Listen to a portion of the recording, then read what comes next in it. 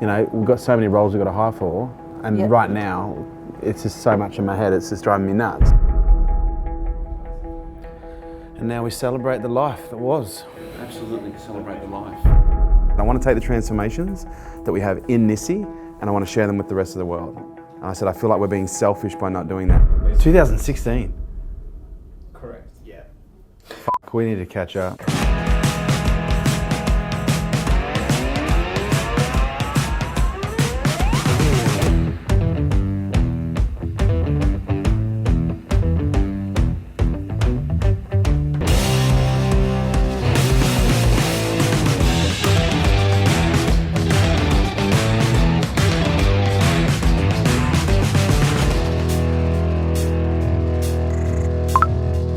Hey Kerwin, how are you? Good, how are you?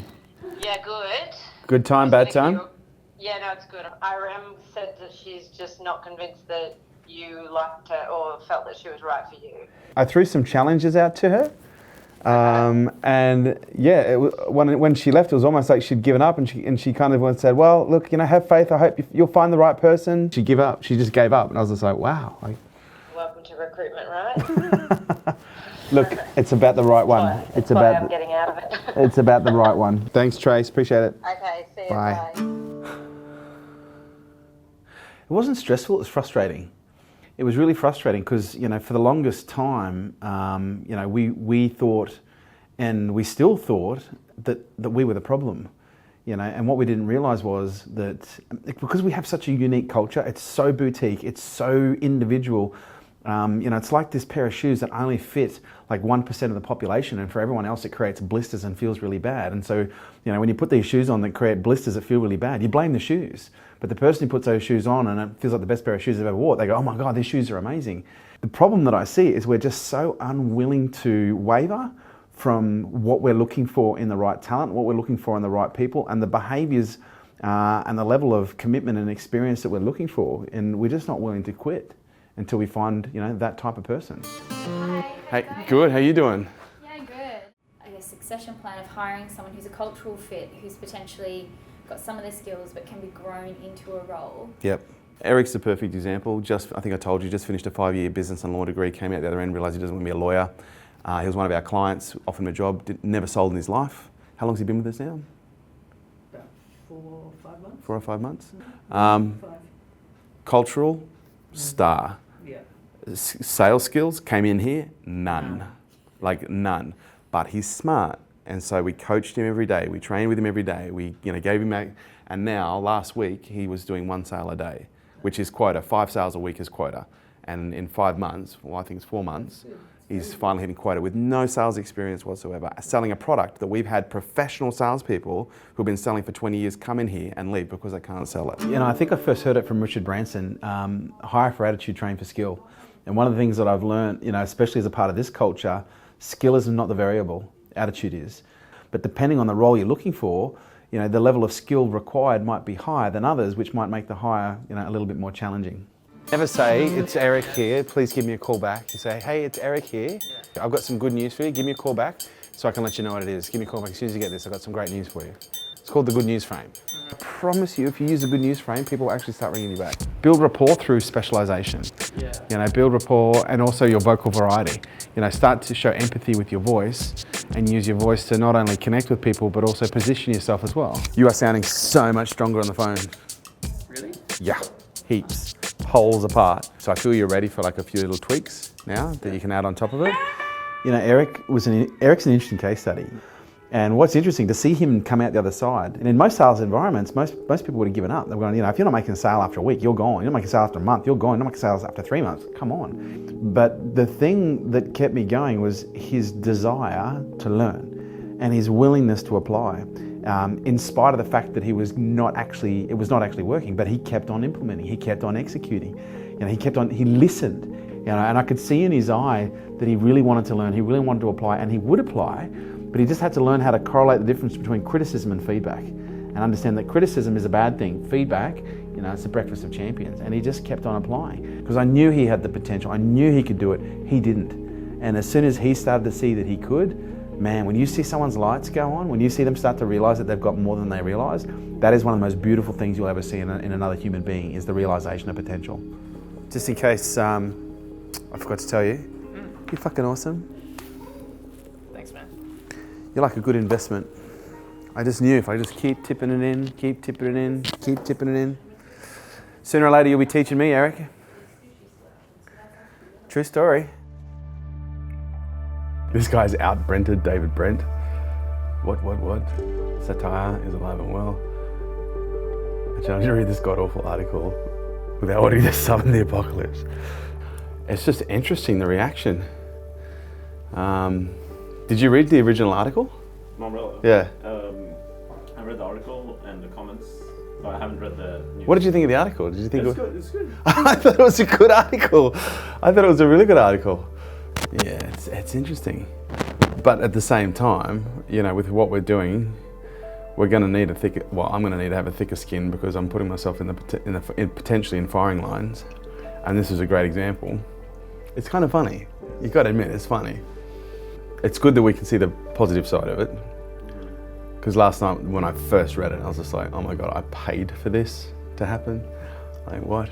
I'm trying to manage a PR issue online at the moment. We had an article that went out on Mumbrella 24 Hours with Kerwin, and then a few people have basically taken that article and, you know, they're just trying to turn it into a negative piece. But I just think it's really important right now that we try and just keep as neutral as possible, and the sooner we do that, the sooner it'll go away. Yeah, good point. You look at the publications that they are, like pedestrian TV, and like the type of content that they put out, even like News Corp. Yep. They're not going to engage in an intelligent debate. No, they just want headline. They want fodder. I thought it was good writing. I thought it was very humorous. I don't feel threatened in any way. Well, let's leave it 2 weeks. Let's see what falls out, and then yeah, we'll just make a call from there. Not going to respond. Going to stay quiet. Just got to be smart. Pick the fights. Good fighter always picks the right fights. The best defense is good content. Okay, so I edited the purpose one that I showed you raw yesterday. Okay. And this is it.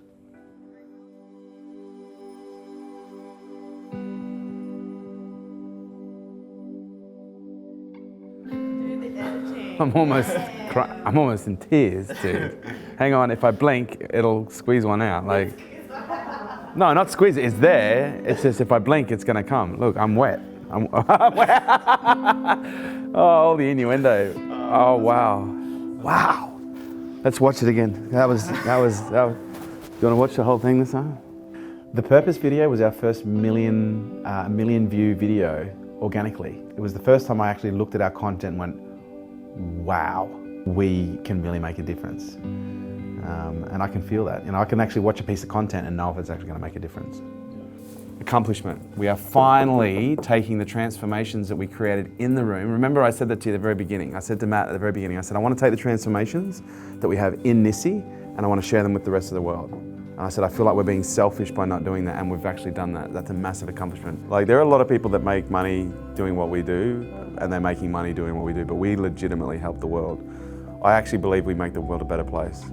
Because we would probably get anywhere between 15 to 20 messages a week from people saying, I watched this video and it changed my life. I watched this video and it changed my relationship. This video pulled me back from, you know, the brink of depression. Like, we get some incredible, that's just with the videos. I knew the power of our content. I just wanted to put it in more people's hands. I knew that our content had the power to change people's lives, and I was getting frustrated at the fact that we could only do it at a couple hundred people at a time, you know, at the events that they come to, and then being able to share it with a wider global audience and to see the impact actually taking place, to see the comments coming through of how, you know, that video and other videos have changed people's lives. Like, it's, yeah, it was humbling. Matthias, yay! It's going viral. He started the video, that's from Noah. He turned on the text message. I'll send one back. Hey buddy, are you playing with mummy's phone? Are you learning how to text message already? I am so proud of you. Did you see my snap last night? No, not. Actually, it might still be there. Say, I am a master of sales. I am a master of persuasion. So when he resists me, like when I say, he'll come up and he'll ask me for something, I'll say no. He go, oh, Daddy, can I have a muffin? I'll say, no, you just had a muffin. Daddy, can I have a muffin? No. Daddy, can I have a muffin? No. Daddy, can I have a muffin? No. And I'll stop, I'll say to him, I love the fact that you keep asking. Keep asking. The answer's still no, but I'd never want you to stop asking, okay? Can I have another muffin? No. Can I have another muffin? So he'll keep going. Because I think sometimes kids ask for things over and over and over. Parents beat the ability to sell out of them. Because that's closing, right? That's closing strategy. Yeah. And I think every kid knows naturally how to close their parents. Yeah. But their parents go, stop it, stop, I said no, stop asking me. And then they become afraid to ask. Marie loves this video, that YouTube video of that little kid. It was like, Linda. Linda.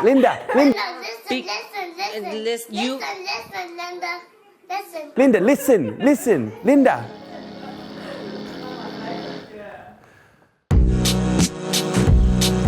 How long till when we start? Okay.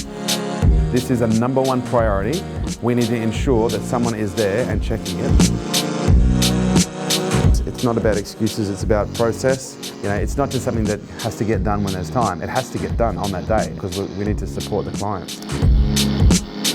I've literally got to go. Glenn just arrived. How are you, brother? How you doing? Hey, good. Great to see you. Yeah, it's great to be here. It's great to be here. How you feeling, all right? Good days, good times, waves? Bad times, absolute waves, yeah. When Glenn visited the office, you know, it was a pretty emotional time for him, obviously, but for everyone around him as well. I have huge amounts of empathy. I'm just naturally empathetic. And the first thing I did when I heard about what happened to Glenn is I put myself in his shoes. You know, I've experienced an unnatural amount of death in my life with friends and family members. And one of the things that I've learnt to do as a process of, you know, healing and going through the grieving process is just focusing on what I'm grateful for. Yeah, being appreciating. Yeah. And I've just been focusing on appreciate. Just appreciate. Nice. I'm grateful for. A lot of love showing up. I'm blown away, to be honest with you. Yeah, there's a lot of love. Yeah. There is a lot of love. And so when he came in, like my number one goal was just, you know, how do I help him?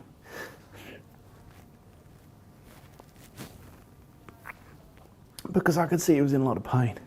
Who wouldn't be in pain? Something like that, you know, losing anyone would have been tough, but in circumstances like that, you know, that's, no father should ever have to experience that. Well, one of the things I wanted to talk to you about is you know, how do I stop someone else feeling like I feel? You know, I've got a fair bit of pent anger just on that, and do you know, it's unreasonable to ask answers for that. Yeah, it's interesting. I had a Thai monk once give me a massage. It's not like that. But what she used to do, she was a Thai monk, and she used to do stomach massages because the stomach is the emotional center, right? And she was rubbing on my liver one year, and she goes, "Ooh, anger. You got a lot of anger." And I said, "Oh yeah, I got a bit of anger." She goes, "Stupid comes first." I was like, "Okay, what does that mean?" She goes, "Your anger is just unrealized love." I was like, "Okay, that's a bit heavy. That's a bit deep." She said, "Yeah, just let go of your anger and find what you love." And yeah, the next year I came back and she's like, "Ooh, anger gone." And I was like, "Yeah, anger's gone. Anger's gone." And you know, and now whenever I get angry, my story is, okay, this is just love that isn't resolved. Like, what is it that right now that it needs love? What is it that needs my love right now? You know, I didn't have more time with you. And thank you for sharing. Yeah, no, it's all good. That means the world. In many ways, my clients become my friends, and my friends become my family, and my family become incredibly important to me, and that's evident by the amount of love that not only I give them, but is reflected in the way the love that, you know, the team and, you know, everyone gives each other. And they're an incredibly important part of my life.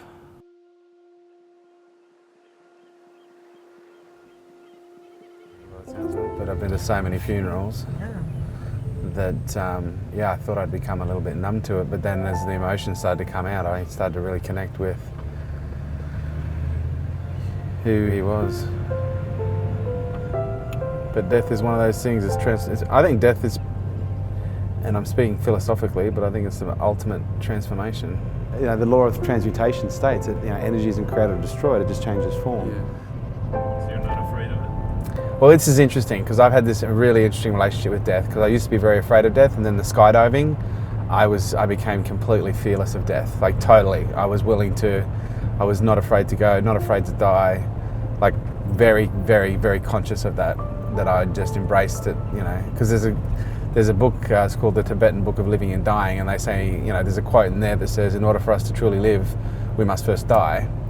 And, you know, what it means in translation is we must embrace death as a reality, as something that's just going to happen. It's going to be there, so that we can actually let go of that fear and get on with living. But all of that changed when Noah came along. As soon as Noah came along, I started really, I started fearing my mortality again, because all of a sudden I had this little being that I wanted to be there for. And then, you know, going to the funeral today, where it's the funeral of a son of a friend, you know, I have this I don't know if it's a fault in my brain, or I have this thing in my brain that I always put myself in other people's shoes. I just do it instinctively. I'm always putting myself in other people's shoes. And so there were many parts of that funeral where I was actually putting myself in Glenn's shoes, and I was, you know, I was just thinking, what if that was Noah, you know? And I was that got me quite emotional. And it's funny, you know, because I have lost a lot of good friends, and I've always thought I know how to handle death really well, but I thought I was completely fearless of death until Kristen and Noah. But I think at the same time, it's not something that we should be afraid of. Oh man, death. It's a constant. Like, I think about death every single day. Like, I wake up every morning and I ask the question, will today be my last day? And when I go to bed every night, I ask myself this question, will I wake up? But it's made me a better person, because you don't take for granted the relationships in your life perhaps as much. Look, I'm still human, I still take things for granted, but I know I don't take things for granted. I don't take people anywhere near as for granted as what I used to, because I understand that, you know, you may not see them tomorrow. And, you know, that's the reality of life. It's precious. I got you. I got you. There you go. It's nowhere. This way, buddy. Let's wait for Mummy. Look at Rachel. Look. Smiles. We're going on a plane. Have you got kids? Yes. I'm loving it. Absolutely loving it. Bus!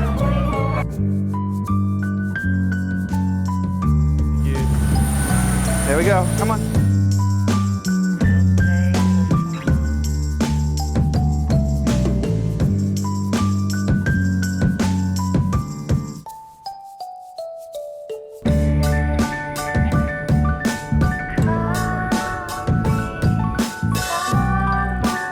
Go, buddy.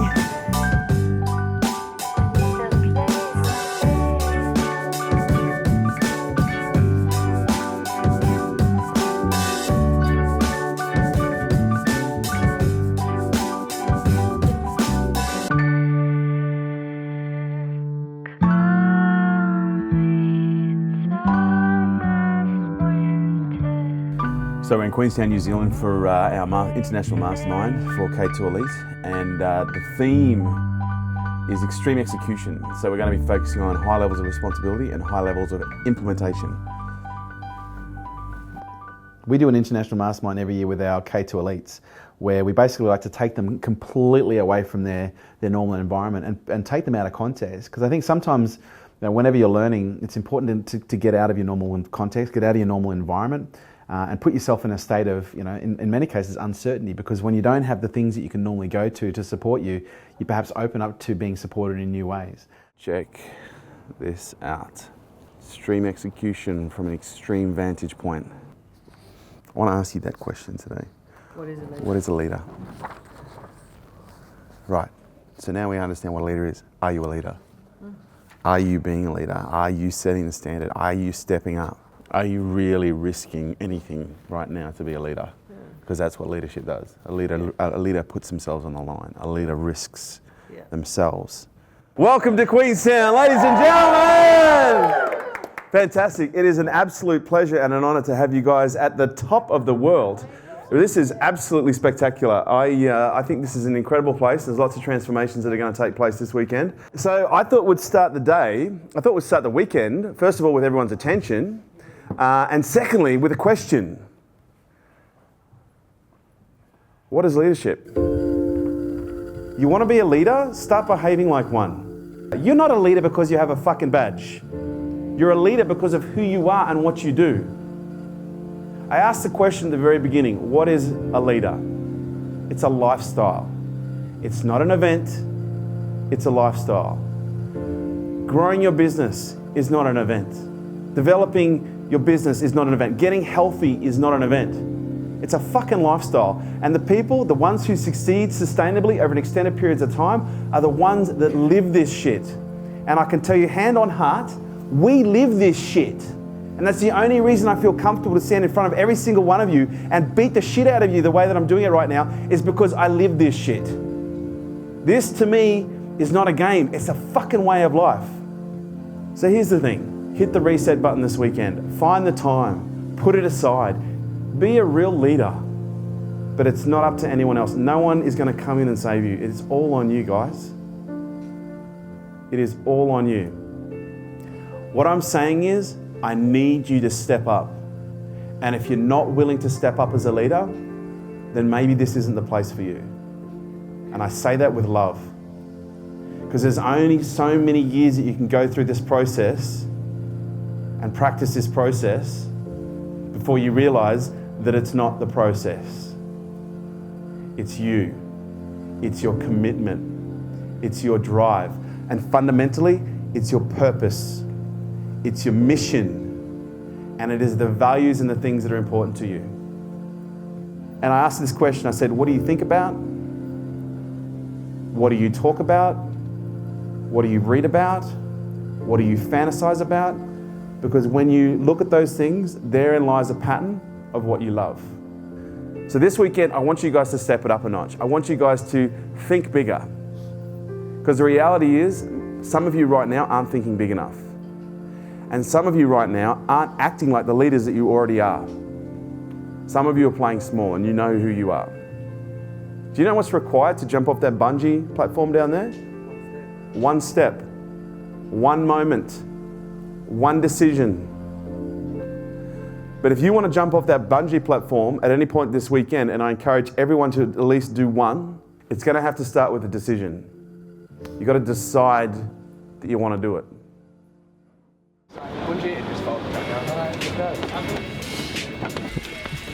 Just so you know, I hate heights. I know. There's no turning back. No, there's no turning back. We don't need to build this climb for this. We just need to. Okay, Matthias, here we are, doing bungee, we're live.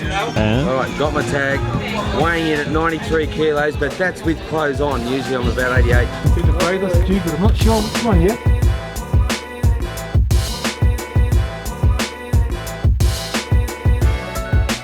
They almost gave me the wrong fucking chord before I jumped, just saying. Okay, my name is Bruce and I'm going to conquer a fear of heights. Here we go, 5, 4, 3, 2, 1, go! Look up, Bruce. Stop looking down, okay? Way to do it, man, is not to look down like you're doing. Not asking questions and stuff, it's all good. Here we go, Bruce. And 5, 4, 3, 2, 1, go forwards!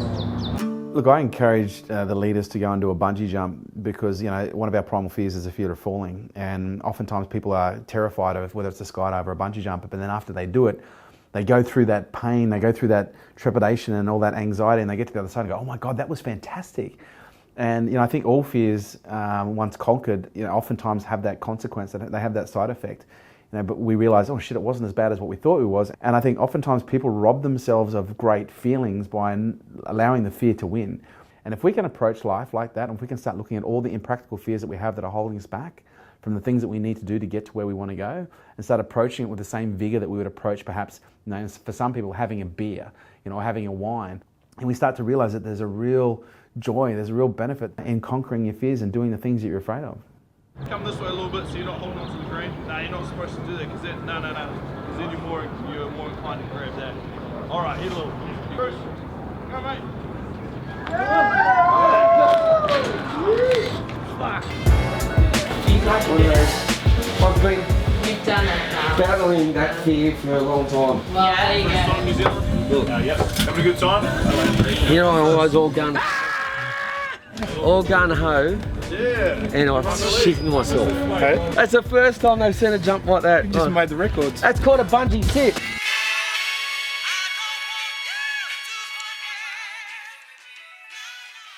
Captain. How you doing? Real pleasure. Good to meet Mate, you. Yeah, you too. How are you? Good. Mate, we've got the front seat for you.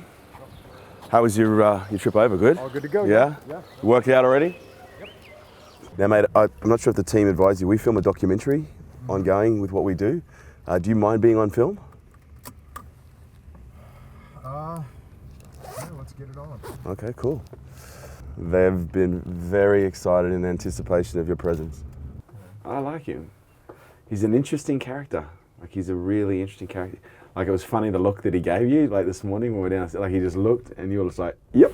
Yeah, I was like, okay, I'll get out of here. Yeah, that was funny. But I want to work with him. I want to work with him.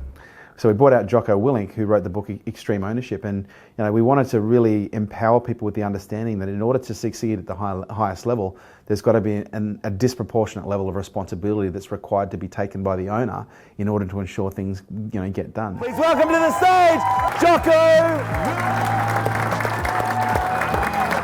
Because I think sometimes in business, if things don't get done, we blame the people that we delegated it to, but ultimately the person who's responsible is us, the owner. If someone doesn't do something, you might want to blame the team, but it's your fault. You delegated it to him. And when you can do that, when you can own every single fuck up in your own personal life, and when you can own every single fuck up in your business life, as long as you don't use those screw ups in a way that create, psychological damage because you are so self-critical, it just creates such a high level of personal responsibility that when demonstrated, to the right people and the right environment, it becomes contagious. And that's what you want. You want personal responsibility to be something that everybody in your organisation takes. What did you expect this morning? I expected rock climbing. Yeah, I don't know why, I just thought teams, physical, I knew it'd be something physical. We do one of the days on the last day, it's called Activities Day, where we actually basically put them through something that's kind of grueling that will stretch them and take them to places of pain and pleasure that they've never been to before.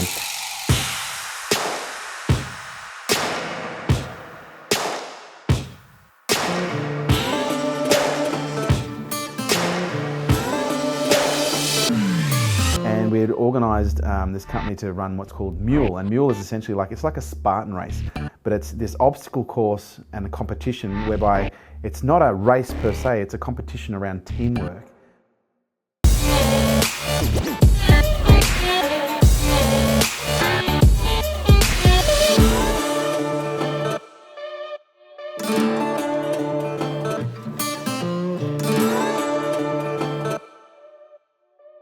And I just knew. I knew from the moment we decided where we were going to go. I knew from the moment that we decided who we were going to bring, especially when we decided we were going to bring Jocko over. I just knew it was going to be a fantastic event. And I've said this to the K2s, I designed the events with them in mind, but I also designed the events with me in mind. I want to service their needs and give them what they want, but I also want to make sure that we maintain my standards, because for me, I've been to so many events where I go to these events and people around me go, oh my God, this event's incredible. I'm going, really? Really? Because my standard, my benchmark is so high. And I just knew with the amount of planning, I knew with the amount of preparation, I knew with the amount of work that we'd done going into this event, even with 2 brand new event managers, there was a high possibility that things could have gone wrong, but I just trusted, I knew that everything was going to run smoothly. And we had a few hiccups, we absolutely had a few hiccups, but the event was an absolute raging success.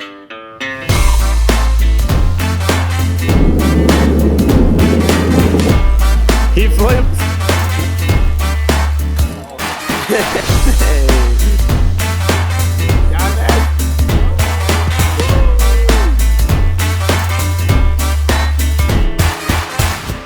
Is this steam showing up in the shot? Okay, it looks like we're in a fire. Should I turn it down?